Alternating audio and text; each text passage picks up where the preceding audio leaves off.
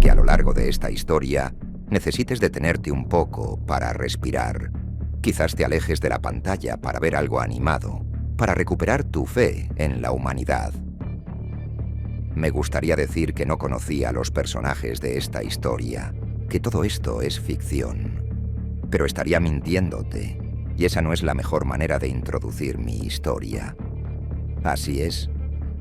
Voy a contar mi historia, no la historia que los abogados contaron, no esa historia que los medios vendieron, la verdadera historia. Soy sospechoso para hablar. Me llamo Luca De Santis, y siempre he estado orgulloso de ese apellido. Mis padres eran dos comerciantes portuarios que se enriquecieron con mucha determinación, pero nunca dejaron de enseñarme valores. Di mucho trabajo en la adolescencia. No quería estudiar. A veces no asistía a clases y pasaba noches enteras en fiestas. Pero ellos nunca desistieron de mí.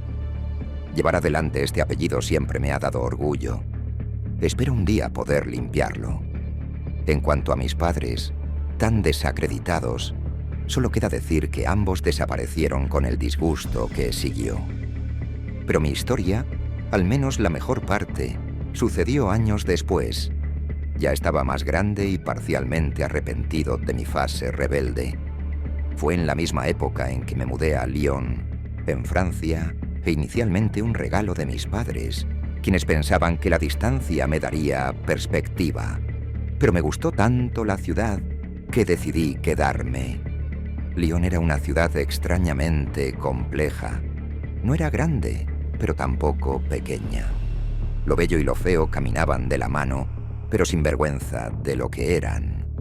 Al caminar por sus calles, sentía como si cada piedra contara una historia, cada fachada revelara un secreto.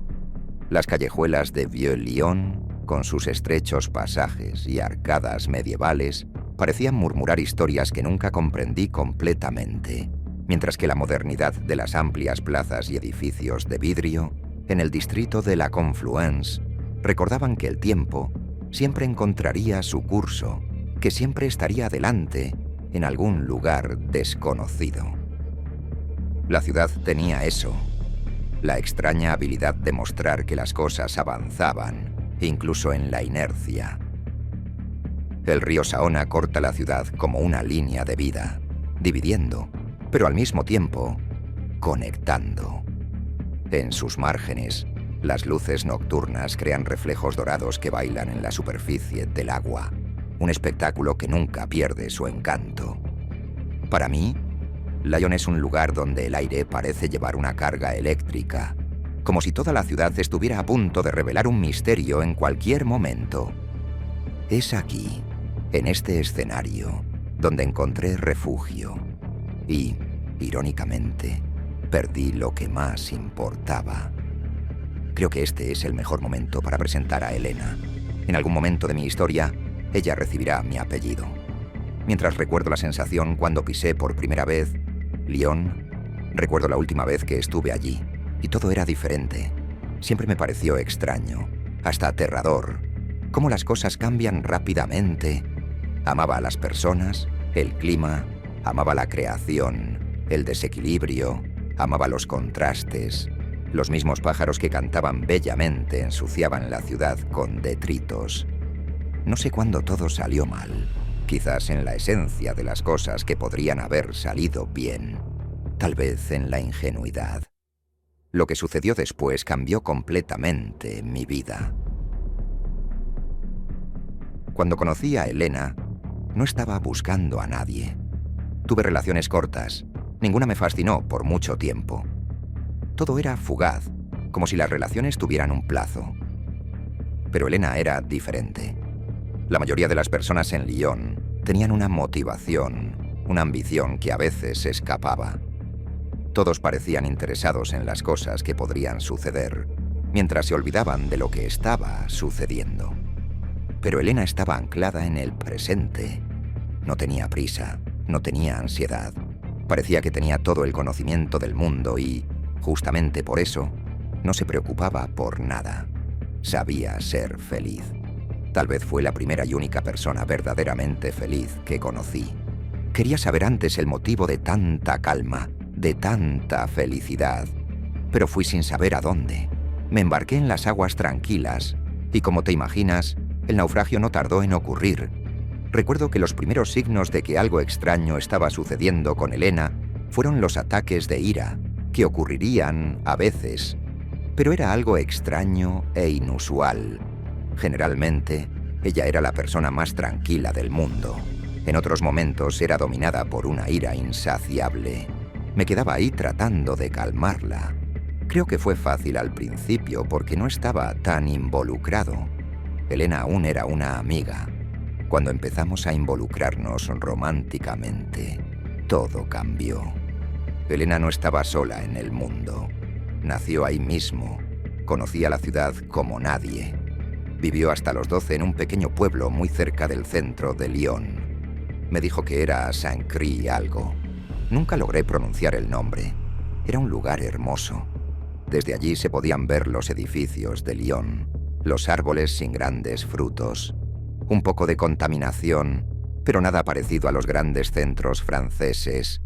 Había algo hermoso allí, como una piedra de azúcar a punto de derretirse en una taza de café, algo que se fue desvaneciendo para revelar algo perturbador.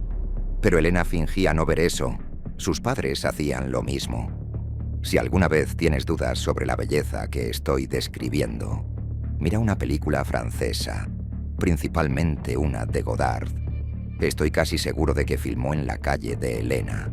Estoy seguro de que filmó en Lyon. Ese era el lugar, el más hermoso. Una belleza tan rara que encantaría al alma más oscura, que haría que los más monstruosos de nosotros cambiaran completamente. Dicen que el entorno dicta nuestra personalidad. Me gustaría que eso fuera cierto. Si lo fuera, Elena sería diferente. Sus padres eran dos desocupados. Perdóname la franqueza, no eran malas personas. Eran artistas callejeros que tenían buenos corazones e intenciones puras. Pero no tenían un gran legado, una herencia. No tenían grandes ambiciones. Todo lo que Elena construyó fue por interés propio. Jacques Lafont era el nombre del padre. Podría haber sido un gran profesor de filosofía. Tenía mucho conocimiento para eso, pero prefería quedarse en las calles, en medio de una borrachera frenética. Su madre, Margot Lafont, era una artista plástica renombrada en la región. Era talentosa, pero nunca quiso salir de allí.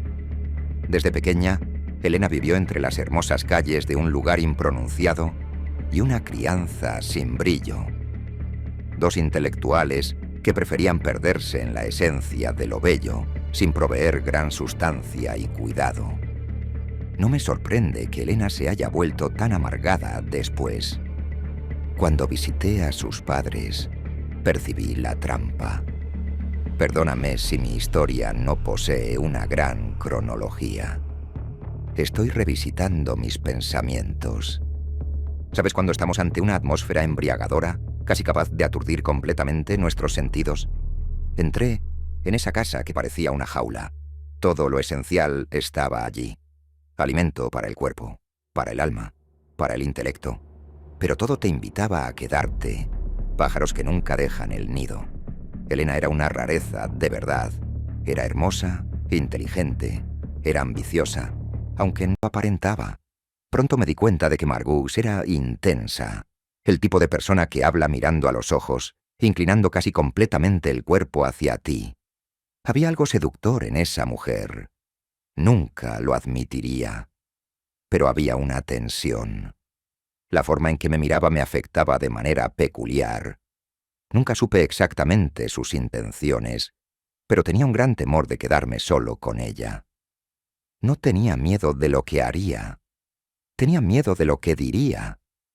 Como si fuera o a revelar un secreto, o dijera algo extraño que cambiaría completamente nuestra relación. Entonces evité esos momentos, pero no por mucho tiempo. Fue Jacques quien habló más sobre la infancia de Elena. Rió con timidez al decir que la pequeña Elena era muy observadora y callada. Dijo su primera palabra a los 7 años, como si tuviera miedo de equivocarse con la primera palabra. Según Jacques, Elena quería dominar el vocabulario antes de intentarlo. Cuando lo intentó, no dijo solo una palabra balbuceada. Dijo una frase entera. También habló del talento natural de ella para la escritura. Dibujaba todo el tiempo, garabateaba paredes, diarios, garabateaba los cuadros, las paredes exteriores de las fuentes de la plaza principal de la ciudad. Vi uno de esos dibujos. Generalmente eran árboles, personas sonriendo. Un dibujo típicamente infantil. Pero todos ellos tenían algo perturbador. Justo en el centro de las personas dibujaba un agujero oscuro. Elena no tardó mucho en interesarse por el arte y la filosofía. Pasaba horas leyendo libros de autores locales y en la biblioteca de Lyon se divertía con los mayores pensadores de la historia. Leía a los clásicos, a los modernistas. Ya fumaba y tenía su grupo. Y a los 18 años entró en la prestigiosa Universidad de Lyon para conciliar un deseo natural por el mundo y la posibilidad de sobrevolar los límites geográficos de su casa. Se graduó en psicología. Cuando la profesora preguntó por qué, dijo que estaba allí para entender a las personas, solo que olvidó afirmar que la razón era para entenderse más a sí misma. Elena nunca me dijo nada, al menos no al inicio de la relación, pero había algo extraño en ella. No era exactamente algo que ella pudiera describir. Su calma, esa que tanto llamó mi atención, no era algo natural. Era una habilidad entrenada a lo largo de los años, un mecanismo de defensa. Yo no lograba ver nada de eso. Incluso conociendo a sus padres, no sabía qué había despertado el gatillo, ni quién lo apretó. No soy una persona muy pragmática. Siempre me vi como alguien correcto. Pero con el tiempo me di cuenta de que hay algo más maduro sobre nuestra existencia. Me di cuenta de que ser una persona buena es un lujo de los jóvenes. Por eso sostuve todo. Porque en la madurez percibimos que el máximo de bondad que podemos tener es con las personas que amamos, aunque eso signifique herir a los demás. No quiero confundirte, pero no soy tan inocente como hago parecer. Vi las señales, las encubrí. Algunas pruebas nunca fueron vistas porque en algún momento me convencí de que el amor que tenía por Elena era mayor que la justicia. Necesito hablar de algo que era particularmente estresante para mí. No es un giro de la historia, lo juro. Pero lo que hice, lo hice con intención.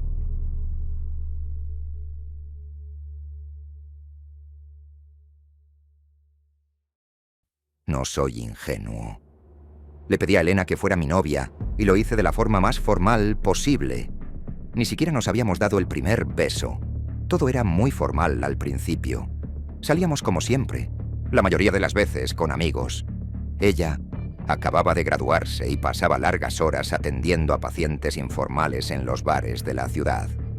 No parecía perdida, pero creo que nunca tuvo la intención de atender formalmente. Nunca me interesaron los estudios. Tenía una buena vida. Mis padres me daban todo lo que necesitaba. No me daba vergüenza eso. Siempre los traté con amor, cuidado y cariño. Nunca pedí mucho.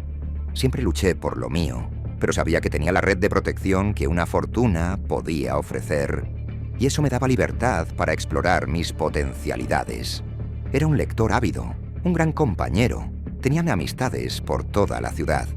Elena no se avergonzaba de eso. Tal vez le recordaba a sus propios padres. Volviendo a Lyon. Cuando le pedí a Elena que fuera mi novia, su respuesta fue la mejor posible. Recuerdo que llevaba un vestido. Nunca olvidaré nada de ese día. Había un amor en mí que nunca había cultivado. Nació por casualidad, del encanto sin pretensión. Elena mía había despertado en mí algo que no sabía que era capaz de cultivar. Ella trajo vida y color a elementos que no estaban desprovistos de colores, solo que pude percibir después que dentro de la perfección existe perfección. Estábamos enamorados. Era imposible negarlo, todos lo notaban. Finalmente me sentía en el lugar correcto, en el momento correcto. Sin retrasos. Elena Villarearda no había llegado para quedarse. El inicio del noviazgo fue la mejor etapa. Tenía todo lo que quería en alguien y estoy seguro de que Elena encontraba en mí el mejor cómplice. Si al mismo tiempo hubiéramos notado la trama que nos unía, tal vez todo sería diferente. Pero si me preguntaras si haría algo diferente, la respuesta sería un sonoro no. Amé cada segundo de la vida que planeábamos. Y debido al dinero que tenía, fue posible realizar la mayoría de nuestros planes. No tardamos en vivir juntos. Creo que 5 meses después. No hubo una petición. En verdad, ella ya pasaba más tiempo conmigo que sola en casa. Fue algo que simplemente sucedió. Amo ese periodo. Quisiera haber permanecido en él para siempre. Por las mañanas, Elena preparaba el café. Todo tenía que ser a su manera, pero no era una imposición. Era una forma de cuidado y esmero. Desayunábamos en el balcón mientras observábamos la calle principal. Se podían ver las viejas figuras de siempre en sus hábitos matutinos. Matías secaba su ropa y tarareaba una antigua canción francesa. Elion corría por la ciudad entregando periódicos. Pierre saludaba de lejos, intentando concertar una cita en el bar de Louis. Y Brigitte pasaba con los hijos, mostrando cómo debían comportarse en la calle. Nos quedábamos allí durante horas, solo leyendo y sonriendo ocasionalmente. Nuestros ojos se cruzaban y una alegría me dominaba. Había una pena allí, una incertidumbre, el miedo de que todo aquello fuera un sueño del que despertaría, un sueño que se convertiría en una pesadilla. Siempre he tenido miedo del futuro, por eso siempre me sentí muy ansioso. Pero Elena, mientras besaba mi frente, me calmaba. Nada podría salir mal. Esa era la sensación dominante en ese periodo.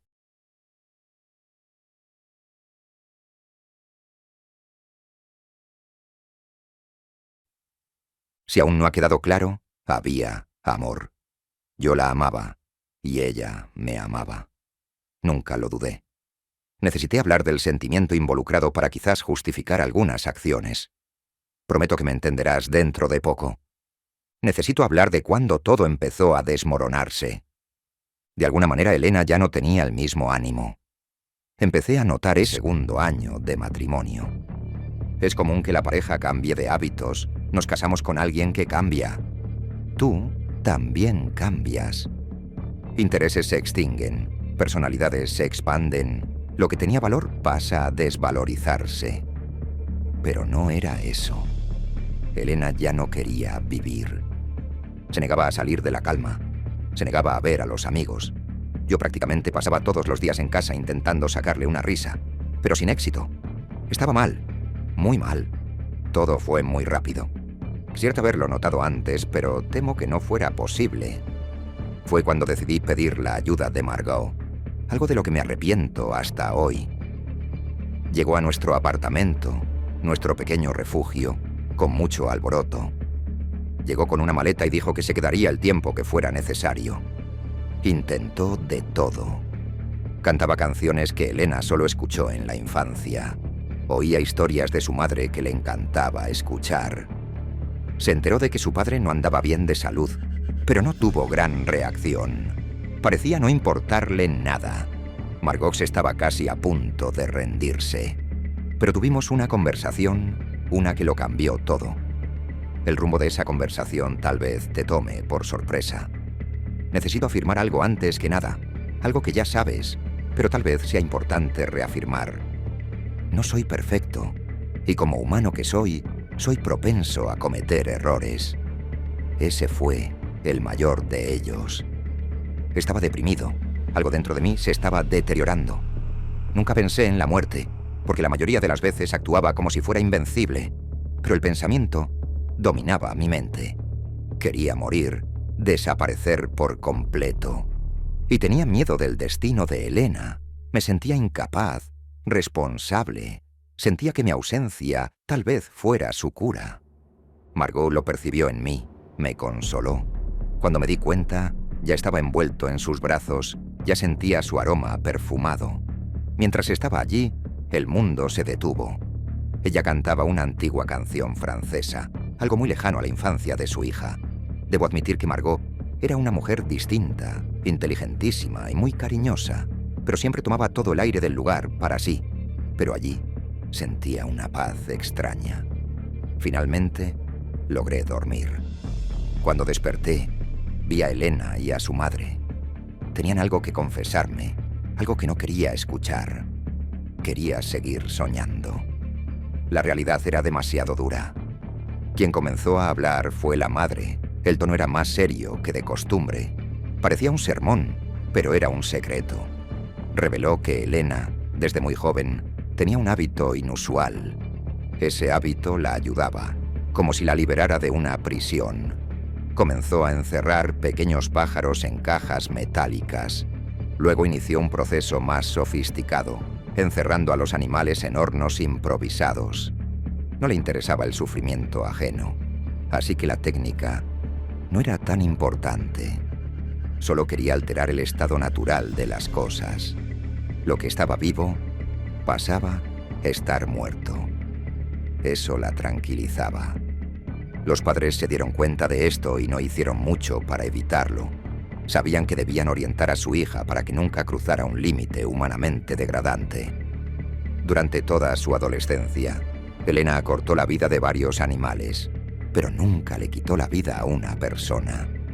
Con el matrimonio y las nuevas ambiciones, Elena paró. No por mi causa, sino porque simplemente estaba experimentando algo nuevo, y nuestro amor llenó ese vacío por un momento. Pero Elena necesitaba matar. Sé que esto es mórbido, y no estoy completamente seguro de que los animales que fueron muertos no merecieran ese destino. Pero me convencí de que era necesario, solo lo mínimo necesario, para que Elena volviera a ser quien era. Estaba convencido. Haría lo que fuera para ayudarla. Y así fue hecho. Y todo cambió de nuevo. Elena empezó a volverse más atenta, más sonriente, aún más habladora. Volvimos a conversar durante horas, volvimos a salir. Y nadie sabía lo que estaba ocurriendo tras bambalinas. De repente, me vi envuelto en un ritual macabro. Empecé a comprar los animales, alquilé una casa más alejada que servía de matadero.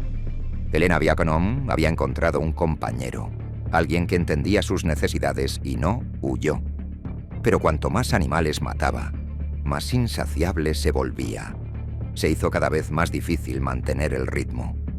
Uno de nuestros vecinos comenzó a sospechar de algo. Los gatos de Delfín comenzaron a desaparecer. Elena ya no estaba retenida, casi completamente dominada por una sed que yo ya no era capaz de saciar. Todo esto nos llevó al mayor de nuestros problemas. Elena necesitaba matar cada vez más. Fue entonces cuando sugirió matar personas. Eso me acabó del todo. Me destruyó. No podría lidiar con eso. Estaba loca, algo que nunca había imaginado antes. Me sentí tan perdido, desamparado. Una tristeza se apoderó de mí. Estaba a punto de acabar con todo, de poner fin a todo. Necesité salir de allí. Necesitaba reflexionar. La amaba. Pero, ¿cuál era el límite? No iba a aceptar.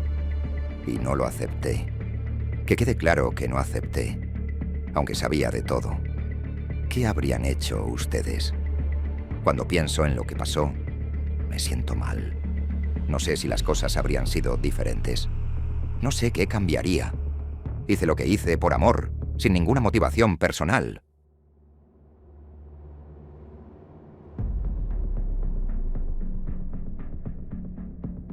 Elena decidió que mataría. Yo la observaba a lo lejos, incrédulo. No creía que fuera en serio. Sé que soy cómplice, pero no podía creer que mi esposa, olvidé mencionar que ya estábamos casados, haría algo terrible. Tenía dificultades para ver quién era ella en su totalidad. Tal vez los sentimientos involucrados me cegaban, pero era imposible escapar de eso. Lo que sucedió fue un crimen premeditado. Ella me contó exactamente lo que haría sin mi ayuda. Eligió a Mael como víctima. Pido perdón a sus familiares. Mael era un hombre tranquilo. Tal vez eso llamó la atención de Elena. Tenía 80 años. Me pregunto si la edad también era importante. Ella comenzó a seguir al hombre de forma posesiva. Él no lo notó. Cuando llegué tarde a casa, vi a Elena desde el balcón, observando a las personas abajo. La sonrisa fría estaba más allá de mi atención. No podía ver nada más que un alma carente a punto de hacer algo terrible. Mael no lo sabía, pero en menos de 40 horas dejaría de respirar. Dentro de la casa, Elena estaba menos comunicativa. Hablaba solo lo esencial. Intenté hablar con ella sobre esa idea loca. Intenté convencerla de que estaba mal. En algún momento la amenacé. Protesté al máximo. Incluso dije que la entregaría. Ella solo sostuvo mi rostro y con una mirada afectuosa simplemente me dio la libertad para que siguiera en la dirección que decidiera seguir. Estaba liberada, lista para dar el primer paso. No tendríamos una pelea. Ella no haría nada para detenerme. Estaba en mis manos. Me acobardé. No hice nada. A la mañana siguiente salí temprano de casa y solo volví la noche anterior. Elena estaba en la sala. Cuando me acerqué, parecía la mujer de la que me había enamorado. Finalmente, estaba de vuelta. No podía creerlo. Hablaba sobre diversos temas y mostraba una dedicación con cada sílaba. Estaba feliz como nunca antes. Elena estaba en su mejor día, en su mejor versión, y yo me beneficié de eso. Lo que ocurrió fue inevitable. Durante 5 años, Elena eligió a sus víctimas. Yo fingía que no veía nada. Cuando volvía de la calle, tenía de vuelta a mi esposa. Es extraño admitir cómo las cosas más absurdas se vuelven menos absurdas cuando obtenemos algún beneficio. Estoy seguro de que ahora estás horrorizado. Imagino que eres inmaduro, incluso en edad avanzada. Solo los jóvenes piensan así. Dedicación es hacer algo más allá de tus preferencias. No sonreía, no participaba. Pero Elena estaba feliz. Y aunque me condenen por ello, quería que ella fuera feliz, aunque eso costara la vida de personas inocentes. No sé qué me motivó a contar esto solo ahora. Sé que Elena no está bien. Creo que nadie tiene interés en su historia ahora. Pero hice lo que hice por ella. Solo eso tiene sentido ahora.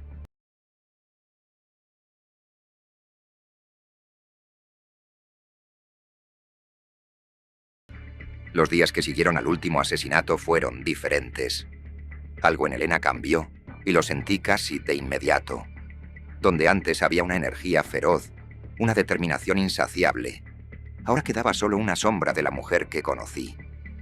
Se volvió más recluida, menos propensa a salir de casa, y pasaba horas en silencio, como si estuviera atrapada en un laberinto de pensamientos oscuros de los que no podía escapar.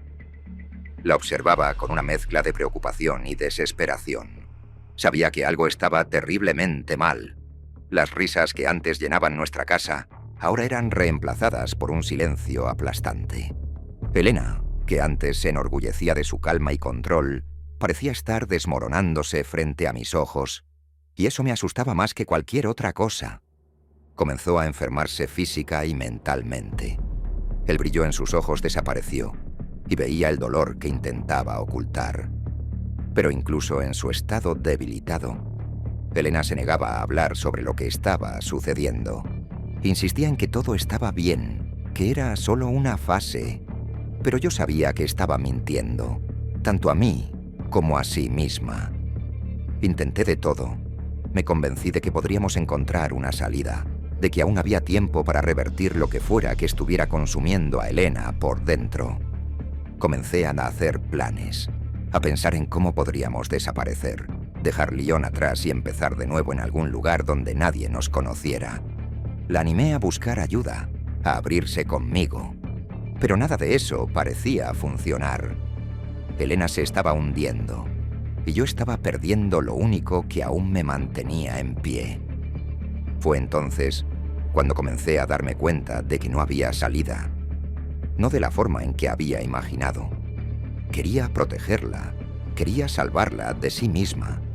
Pero cada día que pasaba, se volvía más claro que no era capaz de hacer eso. Estaba impotente, y esa impotencia me aplastaba.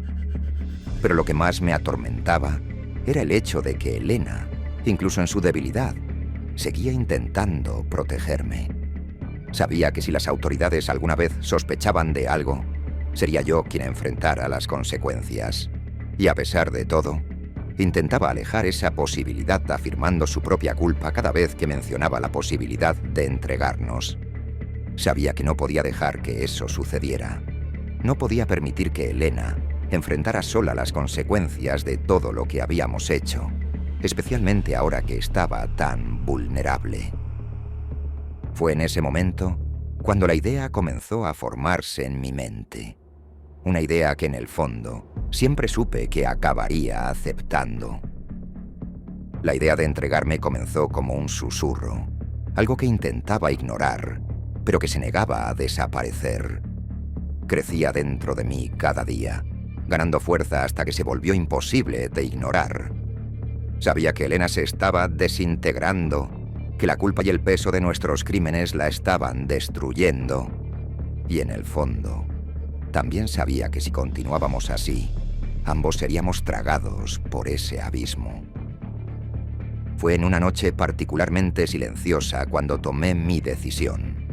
Elena estaba acostada en la cama, dormida, el rostro pálido y exhausto. Me senté a su lado, observando cómo respiraba con dificultad, y me pregunté cómo llegamos a este punto. ¿Cómo permitimos que nuestro amor, que antes era lo más puro y verdadero que conocía, se convirtiera en esta pesadilla? En ese momento, algo en mí se rompió.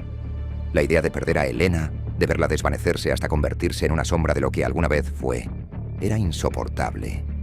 Sabía que no podría seguir viendo eso. No era un hombre valiente, nunca lo fui. Siempre busqué el camino más fácil, el que causara menos dolor.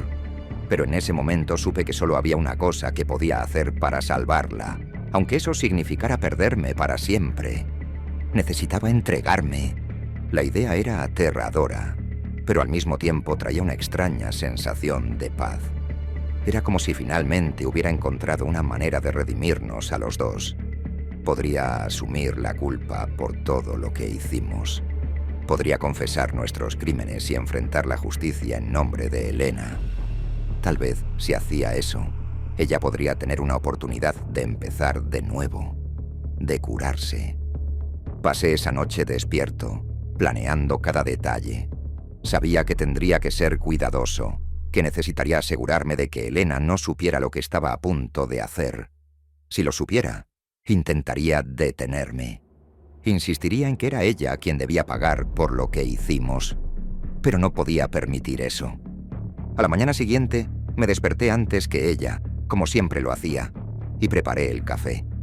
Mientras el aroma del café fresco llenaba el aire, miré a Elena, que aún dormía profundamente, y sentí una punzada de dolor. Estaba a punto de abandonarla, de dejarla enfrentar el mundo sola, pero sabía que esta vez era lo correcto.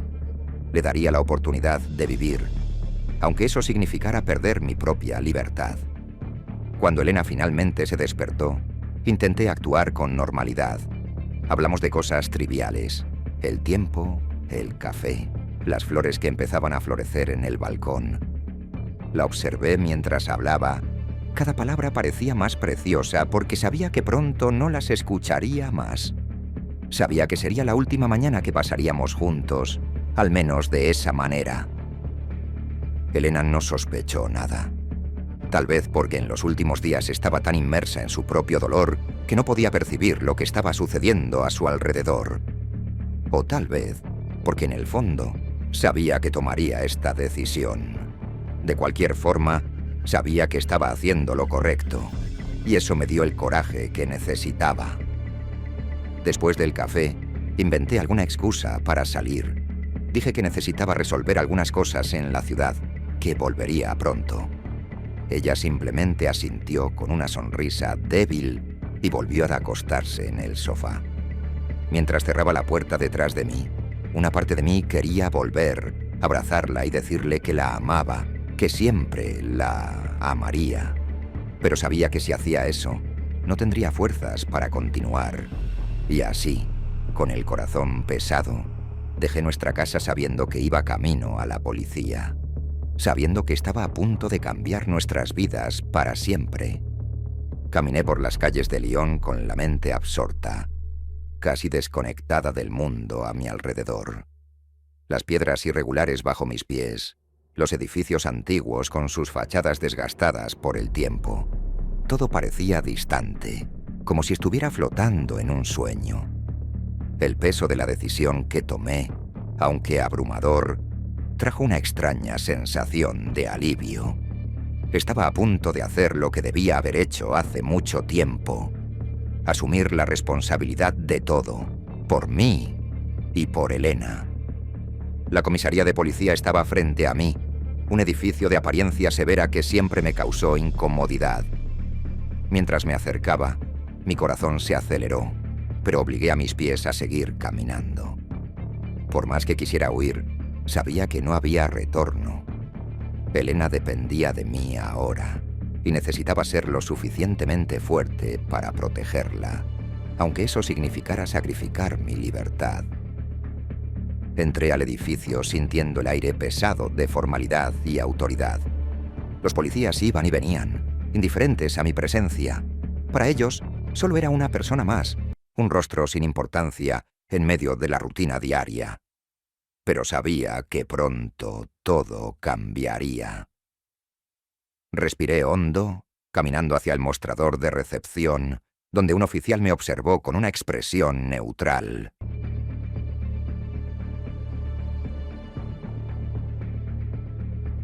Dije que quería confesar un crimen. Esas palabras parecían llevar todo el peso del mundo. El oficial finalmente levantó la mirada, la curiosidad iluminando sus ojos. Me pidió que esperara mientras llamaba a un superior, y en cuestión de minutos fui llevado a una sala de interrogatorios. Las paredes eran desnudas, el ambiente frío e impersonal. Me senté en la silla de metal, tratando de controlar mi respiración. Cuando el detective entró, supe que había llegado el momento. Me miró, claramente intrigado, y me pidió que comenzara a hablar. Le conté todo, desde el principio, desde cuando Elena y yo nos conocimos hasta el momento en que todo comenzó a desmoronarse. Conté sobre los crímenes, sobre las vidas que quitamos, sobre cómo me había convertido en un asesino solitario para proteger a la mujer que amaba. El detective escuchaba en silencio, tomando notas, pero era evidente que estaba impresionado. Cuando terminé, me miró con una mezcla de escepticismo y compasión. Me preguntó por qué estaba confesando, por qué ahora. Y le respondí que era por amor, porque Elena ya no podía cargar con ese peso, porque quería darle la oportunidad de vivir en paz, lejos de todo esto. Cuando finalmente fui llevado a la celda, sentí una extraña serenidad. La idea de pasar el resto de mi vida tras las rejas ya no me asustaba. Todo lo que importaba era saber que Elena estaría libre, que tendría una oportunidad de curarse. Sabía que ella intentaría de todo para probar mi inocencia, que diría que estaba mintiendo para protegerla. Pero nadie nunca le creería. El mundo nunca le dio importancia a Elena, y eso de alguna manera era mi única garantía de que estaría a salvo. Los días se arrastraron, monótonos y grises, pero mi mente siempre volvía a ella. Pensaba en Elena a cada momento, imaginando cómo estaría si se estaba cuidando. Soñaba con verla, con tocar su rostro de nuevo, pero sabía que eso no sucedería tan pronto. Aún así, la esperanza de algún día poder ver a mi esposa de nuevo era lo que me mantenía vivo. Y fue así como, después de meses en prisión, comencé a planear. Planear un regreso a Lyon, no como un hombre libre, sino como alguien que tenía una última misión que cumplir. Sabía que si algún día fuera liberado, lo primero que haría sería volver a la ciudad que tanto significaba para nosotros. Lyon nunca dejó de ser mi hogar. A pesar de todos los horrores, todos los malos recuerdos, seguía siendo el lugar donde encontré el amor y perdí mi alma. Era el lugar donde Elena y yo compartimos nuestros mejores y peores momentos. Y en el fondo, sabía que no podría descansar hasta volver allí, hasta ver a Elena una última vez.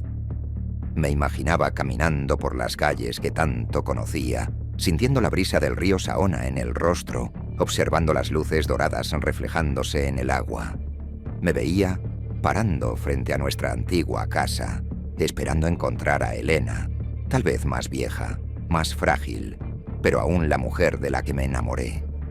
La abrazaría, le diría que la amaba, y juntos tal vez podríamos encontrar la paz que nos fue negada por tanto tiempo. Pero hasta entonces, todo lo que tengo son esos sueños. Sueños de una Lyon que para mí siempre será sinónimo de amor, pérdida y tal vez redención.